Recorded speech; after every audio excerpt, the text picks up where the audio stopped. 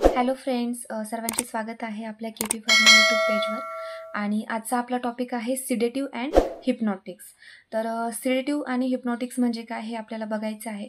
आणि सिडेटिव्ह अँड हिप्नॉटिक्स हे दोन्हीही CNS ॲक्टिंग ड्रग आहेत.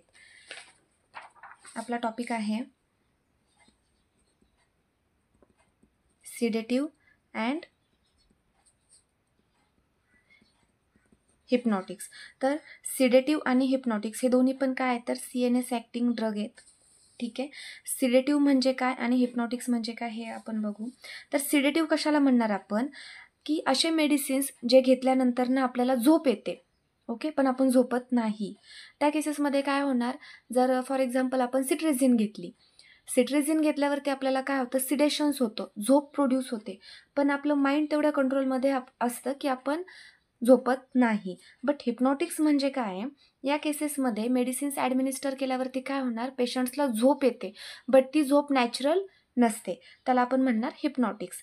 सिम्पल आहे, सिडेटिव्ह आणि हिप्नॉटिक्स. सिडेशन्स म्हणजे काय, पेशंट्सने एखादं मेडिसिन ॲडमिनिस्टर केलं, त्या केसेसमध्ये त्याची बॉडी जी आहे, जी एक्साइटमेंट आहे तर ती कमी होणार, पेशंट शांत बसणार, पण पेशंट जो आहे तो झोपत नाही. आणि हिप्नॉटिक्समध्ये काय होणार, पेशंटने एखादं मेडिसिन ॲडमिनिस्टर केल्यावरती त्याची जी बॉडी आहे ती कंप्लीट रेस्टिंग फेजवरती निघून जाते. त्या केसेसमध्ये पेशंट्स हा झोपतो, त्याला झोप येणार, बट ती जी झोप आहे ती नॅचरल झोप नसते. त्याला आपण म्हणणार हिप्नॉटिक्स. आता आपण त्याची डिफाईन बघू. तर सिडेटिव्ह म्हणजे काय, the drug that produce calm and reduce excitement. Okay, म्हणजे मेडिसिन्स ॲडमिनिस्टर केल्यावरती काय होणार आहे, पेशंटची जी एक एक्साइटमेंट आहे बॉडीची तर ती कमी होणार, आणि पेशंट्स काल्म म्हणजे काय तर तो शांत होणार. ठीक आहे, त्याला आपण म्हणणार सिडेटिव्ह. आणि हिप्नॉटिक्स म्हणजे काय तर the drug that induce sleep. Okay, drug administer केला आहे, पेशंटला ड्रग दिला आहे, त्यानंतर ना काय होणार, पेशंट्सला झोप येते, induce sleep resembling through the natural sleep, पण ती झोप नॅचरल नसणार. ठीक आहे, याला म्हणणार आपण सिडेटिव्ह आणि हिप्नॉटिक्स. आपण डेली लाईफमध्ये सुद्धा हे वर्ड्स यूज करतो. सिडेशन्स आपण म्हणतो की आता मला सिडेशन्स होते. ठीक आहे, आणि हिप्नॉटिक्स पण आपल्याला बऱ्यापैकी माहिती आहे. हा पण वर्ड्स आपण ऐकत आलेलो आहे की हिप्नोटाईज करणं. ओके, मग सिम्पल डिफाईन आहेत सिडेशन आणि सिडेटिव्ह आणि हिप्नॉटिक्सच्या. लक्षात ठेवायच्या, सिडेटिव्ह म्हणजे काय, एखादं मेडिसिन ॲडमिनिस्टर केल्यानंतरनं पेशंट्स काय होणार आहे, शांत होणार आहे, काल्म होणार आहे, आणि त्याची जी एक्साइटमेंट आहे तर ती कमी होऊन जाणार आहे. त्यानंतरनं हिप्नॉटिक्समध्ये काय होणार आहे, पेशंट्स हा झोपणार आहे, बट त्याची ती जी झोप आहे ती नॅचरल स्लीप नसणार.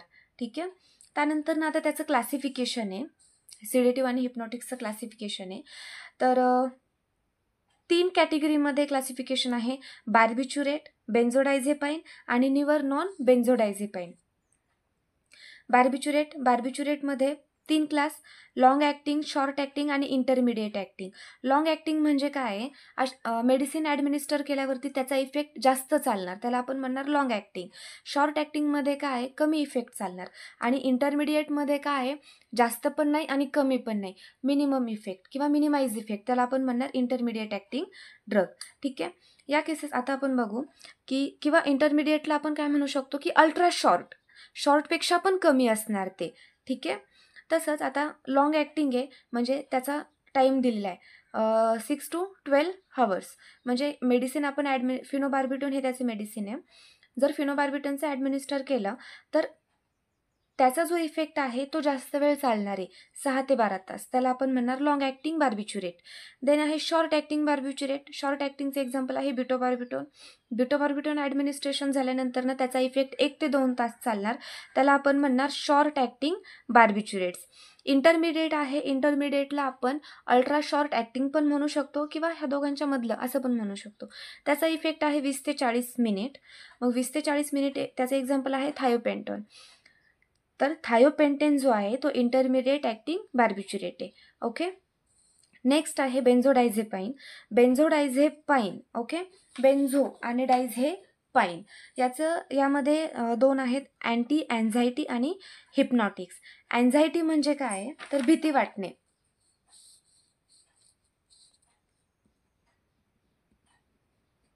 पेशंट्सला काय वाटते, भीती वाटते. ओके, आणि अँटी म्हणजे काय तर टू प्रिव्हेंट.